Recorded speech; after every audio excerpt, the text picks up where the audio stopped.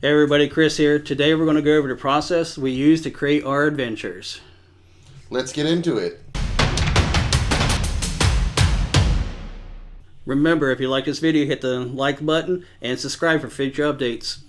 The process that we use to create an adventure is a three-step process. First is create a villain or a credible threat. Next is choose the main pillar of the adventure. And 3, we get into the adventure design itself. So what could you tell me about a credible threat? Well, essentially, the credible threat or the villain, he's basically the main bad guy or bad girl of the story. But in many cases, they believe that they're the hero of the story, not the villain. Right. In that aspect, when creating your villain, i.e., credible threat, you want to make it where the villain has an in-depth background to they're more than just the villain. They have a life before they became the villain. What drove them to the threat of the adventurers? As you were saying, you have to truly look at the credible threat's mental state. What drove them to becoming the credible threat? What emotions are involved? By digging down and finding those emotions, it helps you create a fuller character and a fuller backstory for your villain. Yeah, you don't want a one-and-done villain. What I mean by that, you don't want a bad guy that the PCs go interact with and usually ends up with the death of the villain. You want somebody that builds up hatred that the players begin to hate or, well, sometimes like that villain. Yeah, nothing compels a group other than the feeling of being betrayed. So the first step is credible threat, i.e. the villain. We need to create who they are. They're not just the bad guy or bad girl of the story, because honestly, in their heart, sometimes they believe they're the hero. Exactly. You need to find out what really drove them to become the villain. You also have to put thought into exactly how does the credible threat interact with the players. It's like, is it through espionage and intrigue, or is it straight out sending minions after them to weaken the players before engaging them? But ultimately, you want to know what the villain wants to achieve and how they're going to go about bringing those plans to fruition. And remember, some of my favorite villains are not just one and done villains. They're someone who interacts with the players throughout the story, sometimes as a friend or just as the enemy the whole time. Yeah, the reoccurring villain is a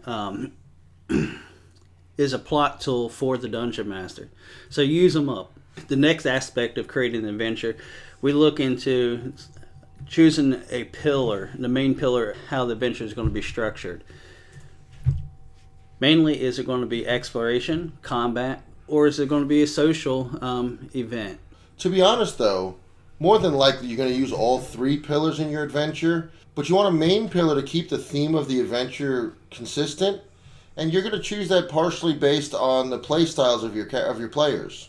Exactly. You want to use like your exploration if you have people that are investigators or explorers in your group. If you have min-maxers to optimizers or fighters, you're going to enhance it on the combat.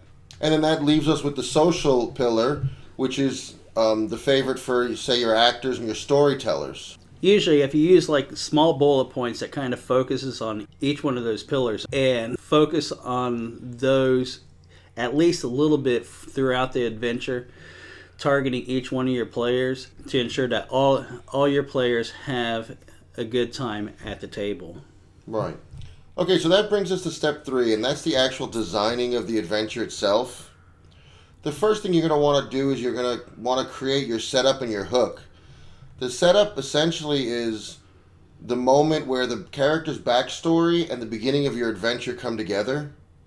And the hook is what event occurs that draws the interest of the players or the characters to become involved in whatever the credible threat is doing. Right. And at that process begins the adventure. What events are taking place at the time that the players are just now involved in at the start of the game. And then the next thing you want to think about is actually the end, the resolution or the climax. Where will the players be? Where will the credible threat be? And what will be happening at the moment when this all comes to a conclusion? And by having the two ends, the beginning and the end together, it'll be easier to fill that middle space in. So to recap, you definitely want to have a good setup and a good hook to draw in the players before you even get into the beginning of the adventure. Then you want to design that climax, the resolution. How do you want the game, the session to end, the adventure to end? Once you have those down, you definitely get to the point of filling the adventure in with creatures, traps, riddles, puzzles. That right there is a good basis for an adventure design. However, creating an adventure, you want to avoid some of the common mistakes. Such as too much useless backstory. Right. Having too much backstory, getting into every little detail about your world, just laying it out there, it's going into it. A lot of times the players won't even use most of that information, and it's just bullet points that they will really focus on. Also, another common mistake that I know I've made many times is starting the adventure off too slowly. The adventure needs a little pick-me-up right away in the beginning. You got to give them that adrenaline rush. Otherwise, you're going to set a tone of a slow pace that's going to bore everyone, including yourself. Exactly. You jump right into the action right away. Don't give them time to to hesitate and to try to figure out how is my player interacting with the other players. Don't give them that opportunity. Get them engaged. Get them in combat right away at the start of the game. Another common mistake that we Dungeon Masters make are random encounters. And although random encounters are a mechanic in the game, and they are very useful, making the encounters too random sometimes can destroy the immersion and ruin the flow of the game. Ultimately, it's you can use random encounters, but don't make them random. Make them where it's those encounters fit into the story of the game. And also, as we're speaking about encounters, there's also the common mistake of making too many encounters. In some instances, fight after fight is a lot of fun, especially if you're the min-max or the fighter type players, or if you're in a heavy combat type of adventure. But too many encounters could ruin the fun for many people. When we mean by too many encounters, too many of the same type encounters. You want to break it up to social interaction, combat, as well as exploration. Break up your encounters so that way it covers the complete aspect of your adventure pillars. By doing this, it ensures that all your players are constantly adjusting and adapting to the game that you laid out. Also, you're engaging all of your players on the assumption that you have different player types at the table. By mixing up the encounter types, you're making sure everybody's getting involved in the game. Right. So ultimately, it's you do want to avoid all those common mistakes, using too much of a useless backstory, parts that players don't even get involved with, having a slow start, the players meet at a tavern, the typical DM intro,